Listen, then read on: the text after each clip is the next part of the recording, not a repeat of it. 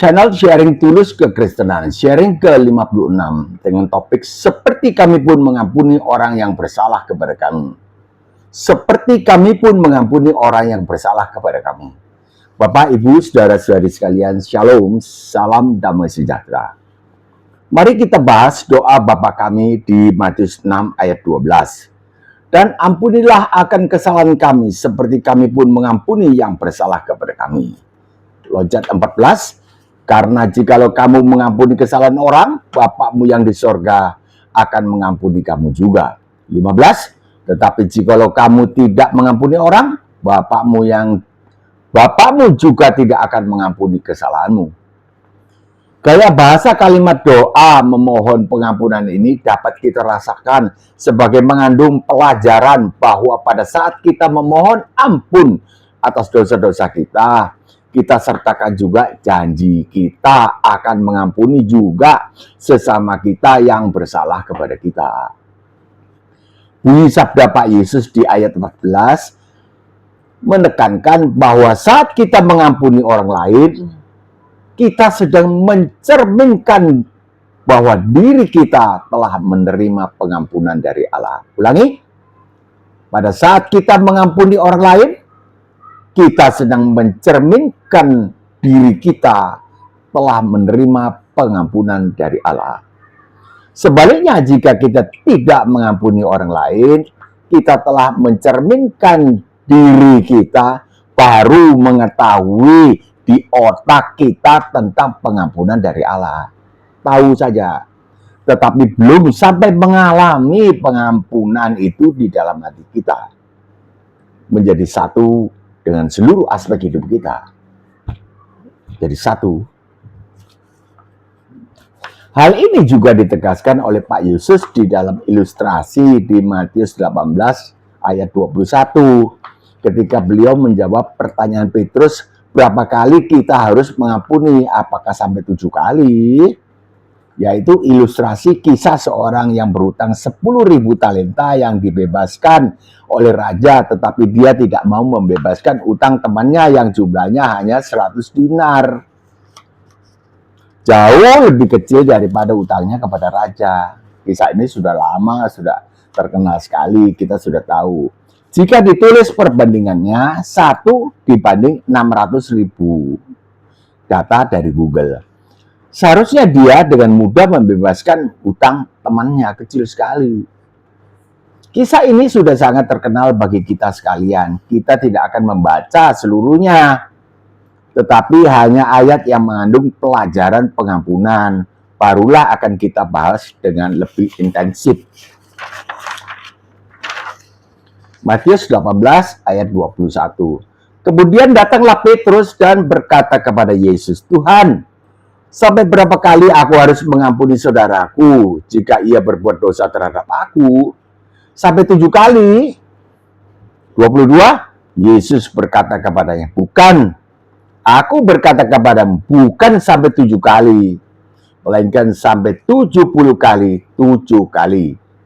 23. Sebab hal kerajaan sorga seumpama. Jadi ilustrasi berikut ini. Memang selalu Pak Yesus memberi pelajaran di dalam ilustrasi supaya gampang kita terima. Sebab hal kerajaan sorga seumpama seorang raja dan seterusnya. Kita sudah tahu alur ceritanya. Ayat 32, raja itu menyuruh memanggil orang itu, yaitu orang yang dibebaskan dari utang 10.000 talenta, tetapi tidak mau membebaskan utang temannya yang hanya 100 dinar, dan berkata kepadanya, hamba yang jahat, seluruh utangmu telah kuhapuskan karena engkau memohonkannya kepadaku. 33. Bukankah engkau pun harus mengasihani kawanmu seperti aku telah mengasihani engkau? Ulangi, bukankah engkau harus mengasihani kawanmu seperti aku telah mengasihani engkau? Apalagi utang orang ini yang besarnya 10.000 talenta jika dibandingkan dengan hutang temannya yang hanya 100 dinar adalah 600.000 kali. Seharusnya dia dengan mudah membebaskan temannya. Raja ini murka karena telah pernah menunjukkan belas kasihan kepada hamba yang berutang 10.000 talenta ini di ayat 27. Lalu tergeraklah hati raja itu oleh belas kasihan akan hamba itu sehingga ia membebaskannya dan menghapuskan utangnya.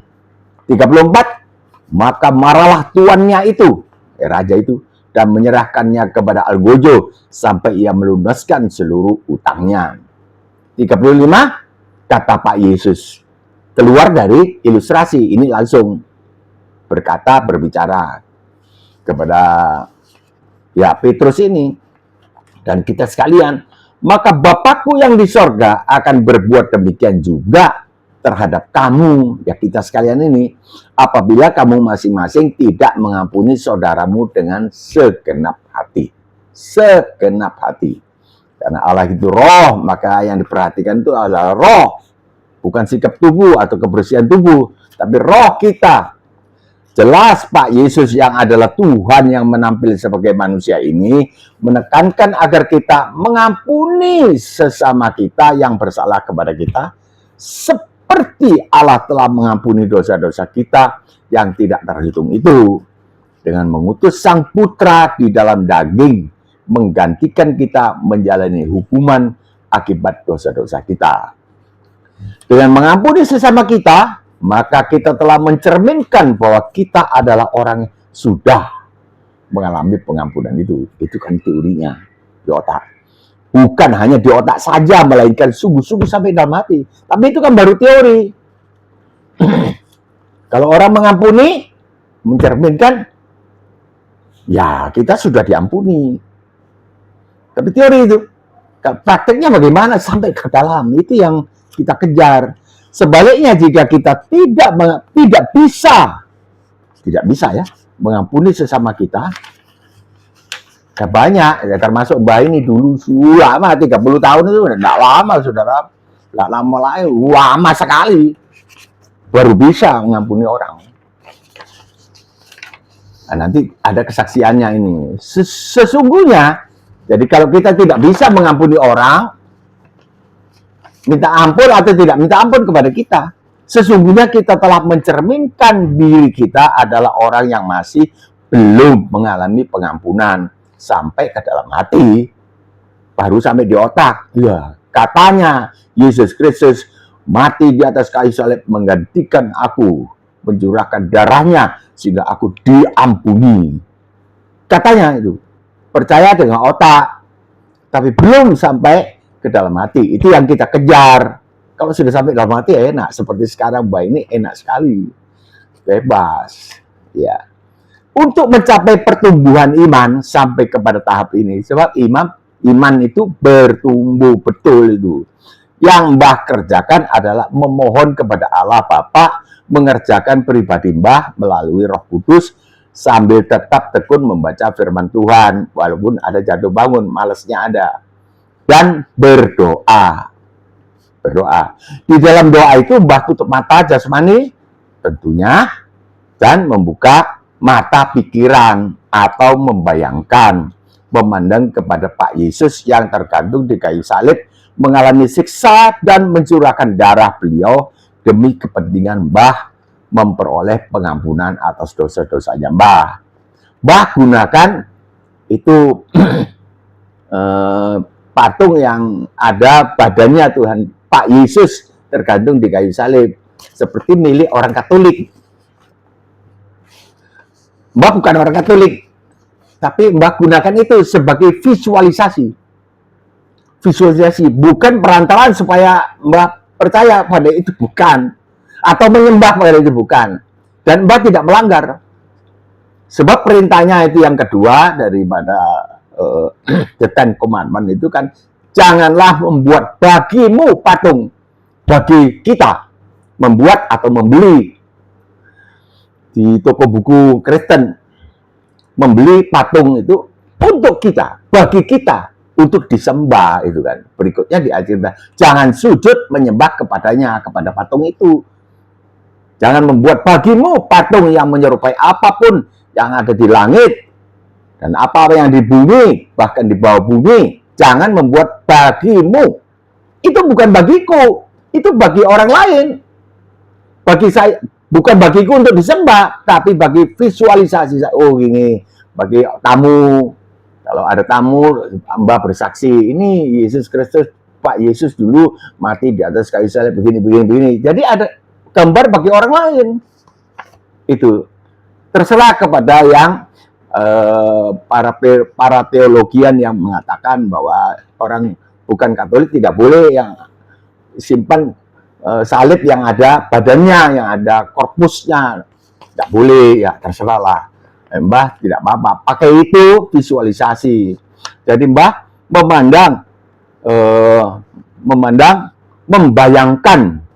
memandang kepada Pak Yesus yang tergantung di kayu salib, siksa dan mencurahkan darah beliau demi kepentingan Mbah memperoleh pengetahuan.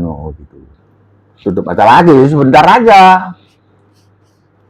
Sebab ini sebab manusia berpikir dengan gambar. Maka itu dilarang nonton film yang busuk-busuk, nonton movie apa itu yang pokoknya tentang pembunuhan, tentang rumah tangga yang sadis-sadis sampai terjadi peracunan atau apa itu kan meniru film itu. Karena movie atau film bioskop itu dibuat kebanyakan oleh orang-orang yang belum bertobat. Jadi dia isi dengan ya apa yang isi pikirannya. Misalnya ada perempuan dipersekusi, itu bahasa halusnya, di dalam film itu. Kan tidak terjadi. Mana ada bintang film yang mau dipersekusi begitu? Tidak ada. Itu pura-pura saja. Tapi terjadi subuhan. Di mana subuhannya? Di otak kita yang nonton. Ini soal visualisasi tadi. Maka itu kita dilarang nonton itu. Mbak sejak tahun 1978 dilarang oleh Bapak Gembala. Jangan nonton itu. Najis. Najis pikiran, mata, ke otak ke hati. Disimpan di hati. Karena daging kita, karena iblis. Ada kehadiran iblis. Simpan, kita tidak bisa menyembah. Kita dikuasai oleh gambar itu. Ada yang bilang, kalau saya nonton itu tidak berpengaruh ke dalam hati saya. Nonton selesai. Dia mempertahankan kesenangannya di dalam dosa itu. Melihat wanita dipersekusi,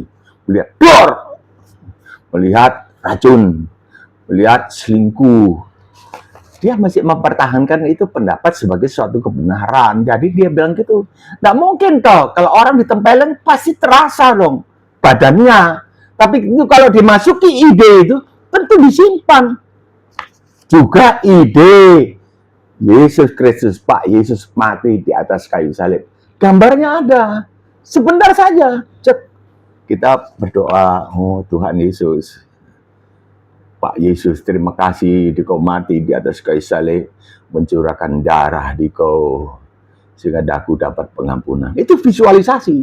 Buat Mbak, ya terserah Bapak Ibu saudara-saudara sekalian mau ikut yang patung kayu saja ya terserah lah.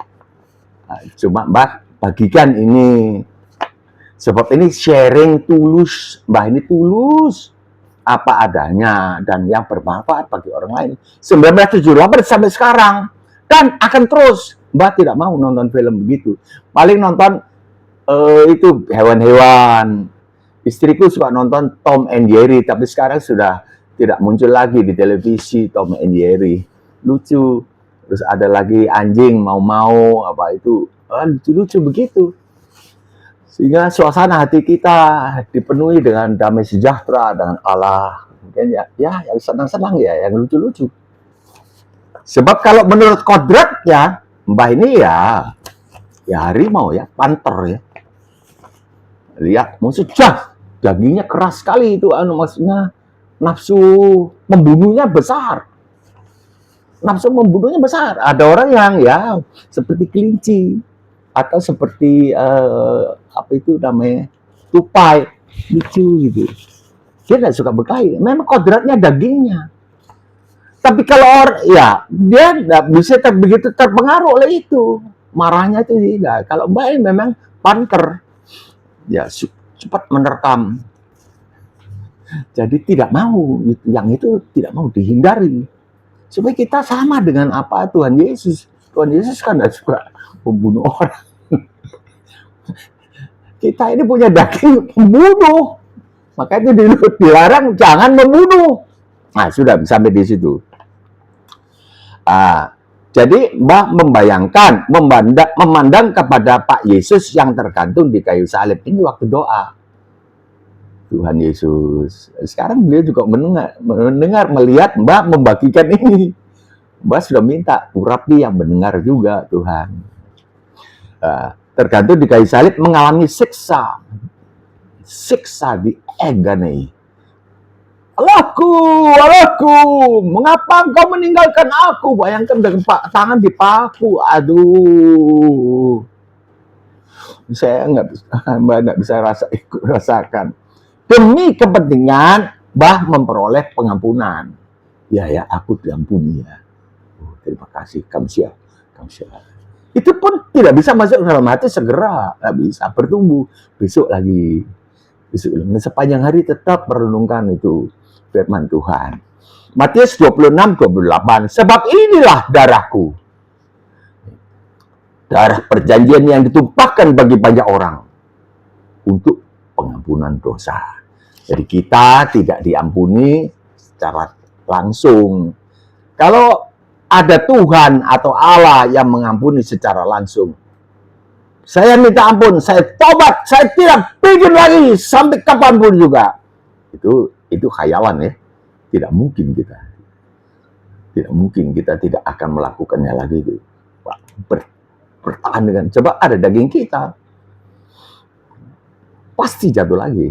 Ya nggak apa-apa, saya ampuni kok. Berarti upah dosa adalah maut, dibebaskan dari hukuman maut itu.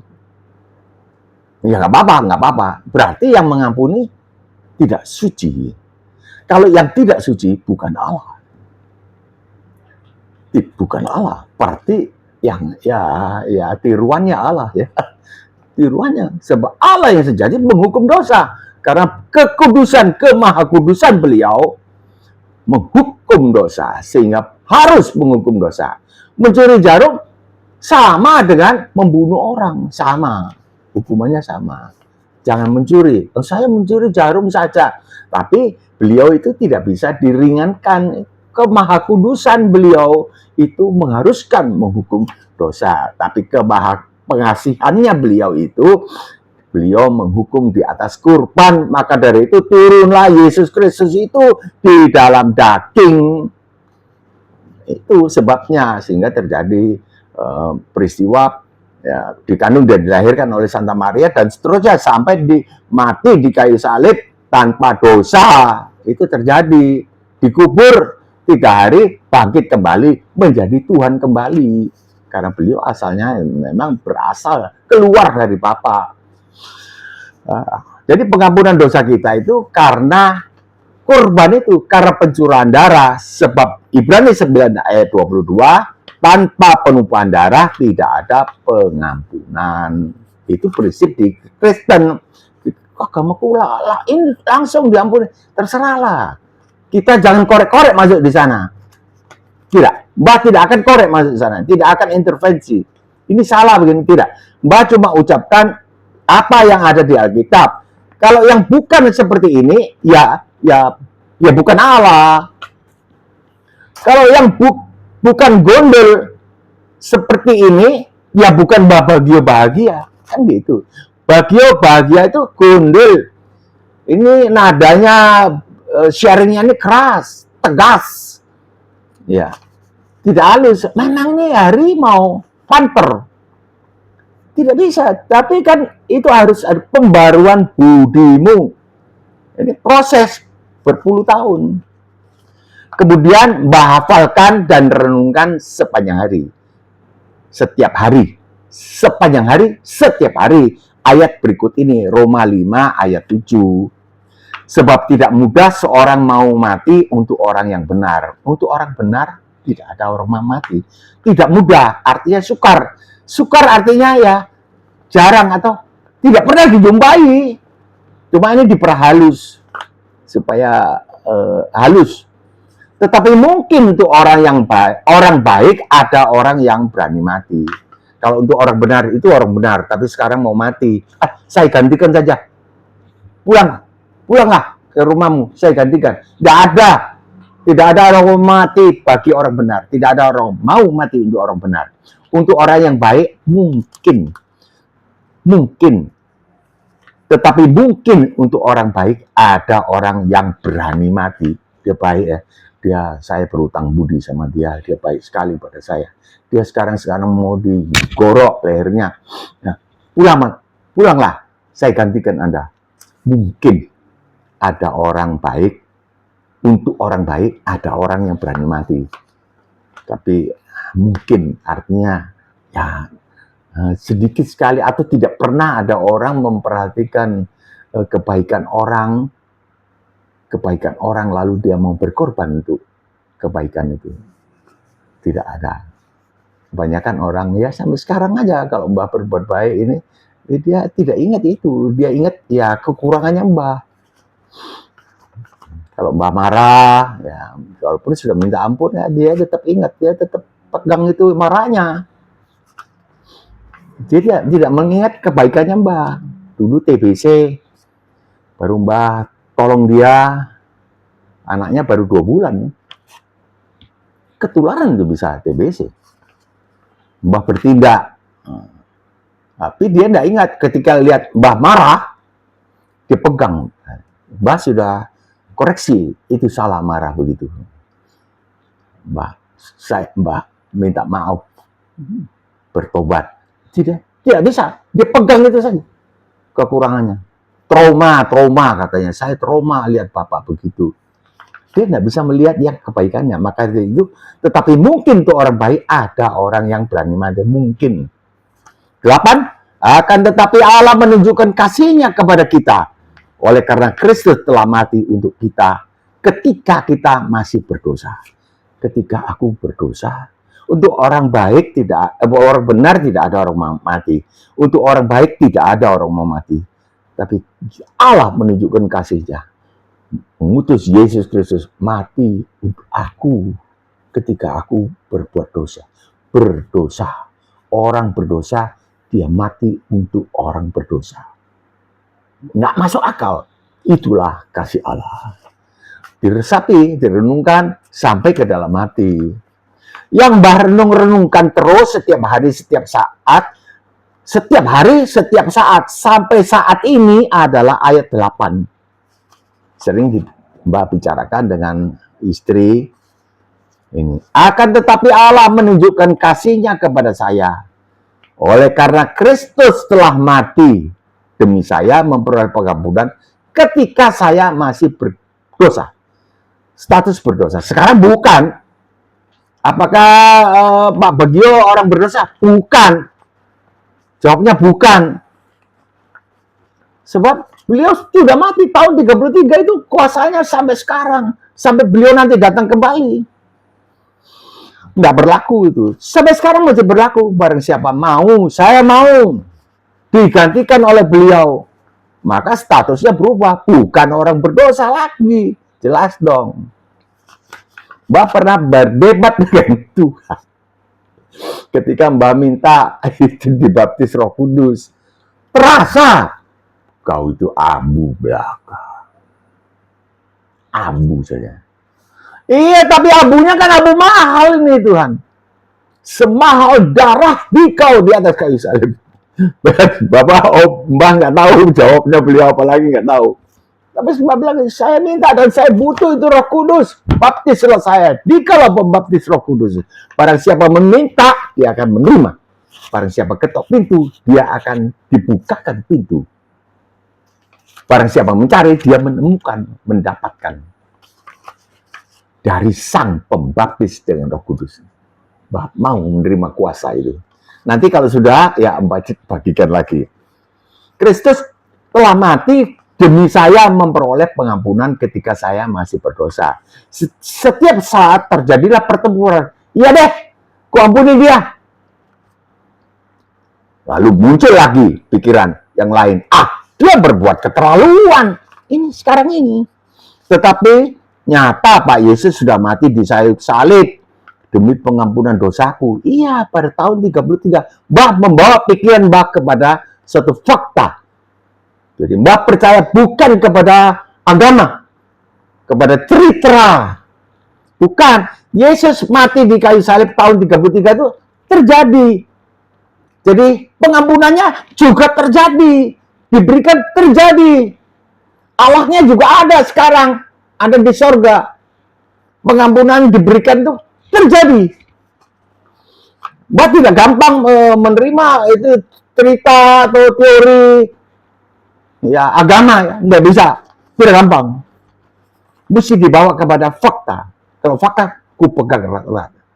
Tetapi nyata Pak Yesus sudah mati di salib demi pengampunan dosaku pada tahun 33 Masehi. Terjadi di Golgota, di Israel. Allah yang menjadi manusia bernama Yesus itu mati menyerahkan nyawa, mencurahkan darahnya bagiku. Ah, itulah kasih Allah kepadaku. Itu bukan otosugesti. Aku beriman kepada fakta yang nyata, bukan agama. Allah telah sungguh-sungguh menjadi manusia pada tahun 1 Masehi. Kan tahun kita 2024, tahun Masehi. Tahun satunya itu Allah menjadi manusia, firman menjadi manusia. Tahun 1. Kalau pada waktu itu ada yang batal, iya pada waktu itu belum ada kalender apa. Pokoknya tidak akan beda 1000 tahun lah. Atau berapa ratus tahun, Mbak nggak tahu itu. Pokoknya tahun itu ditentukan Yesus Kristus lahir di atas muka bumi. Pak Yesus, bayi kecil. Besar-besar, Pak Yesus, tetap Pak Yesus. Tidak berubah menjadi Tuhan Yesus, tidak. Tetap Pak Yesus sampai mati di atas kayu salib, berseru-seru, katanya Tuhan, berseru-seru kepada Allah. Ya yang salah kan kau. Kau yang salah bilang itu Tuhan, bukan. Tuhan jadi manusia. Jadi statusnya beliau itu menampil sebagai manusia tak berdosa. Itu perlunya kambing yang domba yang tak bercacat disembelih di kayu salib dalam keadaan dewasa, tidak bercacat, jantan Pak Yesus laki-laki. Ngapain? Oleh karena itu firman tidak menjadi maaf Tuhan seorang perempuan. Juru selamat kita itu laki-laki karena domba Paskah itu jantan. Itu dia. Ini bukan otosugesti. Aku beriman kepada fakta yang nyata, bukan agama. Allah telah sungguh-sungguh menjadi manusia pada tahun 1 Masehi, lalu tahun 33 Masehi mati disalib demi pengampunan dosa bagi semua orang, termasuk aku. Mbah resapi. Datang lagi itu. Pikirannya, aku tidak masuk neraka. Aku diampuni. Aku masuk surga. Haleluya. Iya deh, aku ampuni dia. Itu pergumulan. Dalam mengampuni itu ada pergumulan. Kalau kita tidak gumulkan di dalam doa, ya tidak akan tercapai sampai kita mati sekalipun. Dan kalau kita mati di dalam tidak bisa mengampuni orang, artinya kita jadi pembunuh. Dendam itu pembunuh kan, cuma ditunda waktunya. Dendam namanya. Ya deh, aku ampuni dia. Belum segenap hati. Kita paksa masuk ke dalam fakta. Pengampunan itu kita masukkan ke dalam fakta. Bukan di sini, bukan juga di sini saja, tapi fakta. Terus Mbah berkelahi dengan pendapat iblis. Usaha Mbah membawa tekad ini kepada suatu langkah nyata. Sama seperti beliau mati di atas kayu salib. Nyata bagiku. Aku bikin nyata. Apa itu?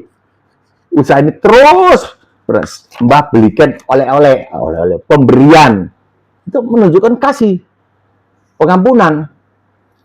Jadi iblis tidak bisa mengarahkan kita kepada yang idenya dia, membenci. Tidak mengampuni, tidak. Mbah belikan rok kecil untuk anaknya yang baru 1 tahun. Ini Mbak nggak banyak bicara. Ini untuk anakmu. Ini terjadi sekarang ini. Nah, jadi itu lalu berlanjut dengan ya pemberian berikutnya atau perlakuan berikutnya. Begitu, sehingga kita betul-betul mengampuni sampai ke dalam hati, sungguh-sungguh dalam hati. Ini sudah Mbak praktekkan ya 30 tahun yang lampau sebetulnya pelajaran ini. Terulang lagi. Mesti ada satu kepastian bagi kita. Kita mengampuni orang yang bersalah kepada kita. Bukan di pikiran saja, Mbah pergi belikan rok kecil untuk anaknya. Usaha ini akan terus berlanjut dengan tindakan-tindakan mengasihi dia. Aku ampuni dia. Tidak diomongkan. Tidak. Nah, dia tidak tahu juga, dia sembunyikan kesalahannya. Dia bersembunyi. Kan seperti Adam dulu waktu dia berdosa, dia sembunyi. Di mana kau Adam? Nah, dia bersembunyi. Tidak ku perhitung kesalahannya. Itu dalam pikiran kita, dalam hati kita. Mbak ucapkan, ku ampuni dia deh. Ku ampuni dia deh. Ku ampuni dia. Begitu. Sekarang, yang 30 tahun yang lalu ini memang hebat. Mbah juga kaget sekali ketika membayangkan kembali apa yang kulakukan ini terhadap orang yang ya menurut Mbah keterlaluan lah, dia berbuat sesuatu yang keterlaluan terhadap Mbah, sehingga Mbah sakit hati sekali waktu itu. Ya, dendam itu tidak tahu tanggung 30 tahun itu. Waduh, 1985. Ya, sampai ini baru-baru 2015 ya. 1985. Ya, lupa Mbak. Pokoknya sudah lama itu masalah. Jadi Mbak dalam doa, Mbak itu membawa niat Mbah itu mengampuni di dalam satu praktek. Tidak bisa kalau lewat di muka rumahnya, wah, rasa mau turun dari mobil. Lah harimau, kodratnya dagingnya ini kita nih harimau, ada yang ya kelinci lah, tidak bisa membanggakan. Aku nggak punya gitu. Oh, nggak bisa.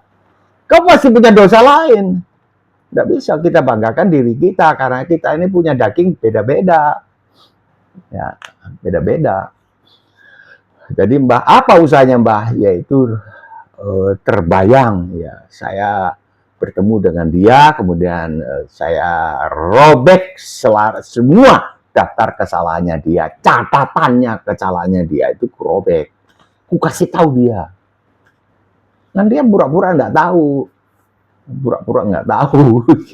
dengan kesalahan. Jadi di dalam pertemuan di hotel, pertemuan para pengusaha di hotel, ya ada macam-macam pengusaha yang sejenis di situ. Ya Mbah datang, anak muridku juga bilang, maju Pak. Mbah juga ungkapkan ini kepada anak muridku supaya mempraktekkan juga mengampuni kesalahan orang. Mbah nggak tahu kalau ini jadi contoh ya. Mbak nggak sadar, saya nggak kepingin jadi contoh, tapi saya kepingin praktek ini sendiri. Ya, waktu ke pertemuan, ya jabat tangannya. Di situ orang Kristen, non Kristen, pengusaha Kristen, non Kristen, Buddha atau agama apa aja, orang bule, orang Jepang ada membicarakan mengenai satu masalah produk.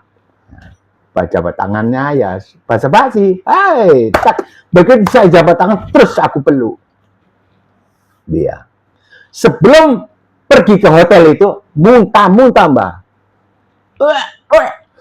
Sebelum naik mobil, anak muridku bilang, terus maju Pak, maju, jangan mundur, nanti kembali menjadi nol.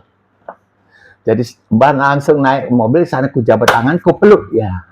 Orang laki, bukan perempuan, bukan orang laki. Ku peluk dia. Mbak bilang, semua kesalahanmu, catatan kesalahanmu sudah kurobek dalam nama Tuhan Yesus. Seketika itu juga Mbak masuk dalam penyembahan. Wah, orang lain lihat. Mbak nggak tahu, nggak peduli. Pokoknya ku bebaskan. Padahal sebelumnya orang sudah gentar. Wih, mati nih ketemu Pak Bagio ini dihantam. Tidak. Dipeluk. Jadi kemudian satu orang Jepang ini terkesan dengan itu. Besok pertemuan lagi, dia tanya, kenapa? Kok kayak menangis kemarin? Ya, saya cerita, bersaksi begini. Kemudian dia tanya, loh bagaimana dengan Shinto? Dia kan agama Shinto. Bagaimana dengan Buddhis? Bagaimana dengan Muslim? Gak usah persoalan itu. Yang dipersoalkan adalah nanti yang datang di langit itu Yesus Kristus, Jesus Christ will come soon. Akan di langit itu bukan pribadi yang lain. Bukan Tuhan yang lain. Yesus Kristus, itu yang mesti pikirkan. Terima Yesus, selamat itu. Sudah dihukum. Sampai di sini dulu bahasan kita. Jadi kita mengampuni karena kita telah menerima pengampunan. Mengampuni dengan segenap hati. Patek. Sampai sekian, Mbah mohon undur diri. Kiranya turunlah berkat rohani dan jasmani dari sorga serta ekonomi berkecukupan di dalam nama Tuhan Yesus Kristus kepada seluruh penonton video ini serta keluarganya. Amin. Jika berkenan, berlangganan, tekanlah subscribe. Jika suka, tekanlah like atau jempol yang ke atas. Jika ingin menolong teman-teman atau keluarga, masalah dendam, masalah mengampuni, bagikanlah video ini kepada mereka. Mbah sudah tekan-tekan ini waktunya cepat-cepat, tapi masih lewat dari setengah jam, ya terpaksa itu. Ya, jika berkenan, tulislah komentar yang dahsyat. Jangan abstain. Koreksi Mbah atau apresiasi Mbah. Sampai sekian, shalom. Mudah-mudahan besok kita jumpa kembali, insya Allah.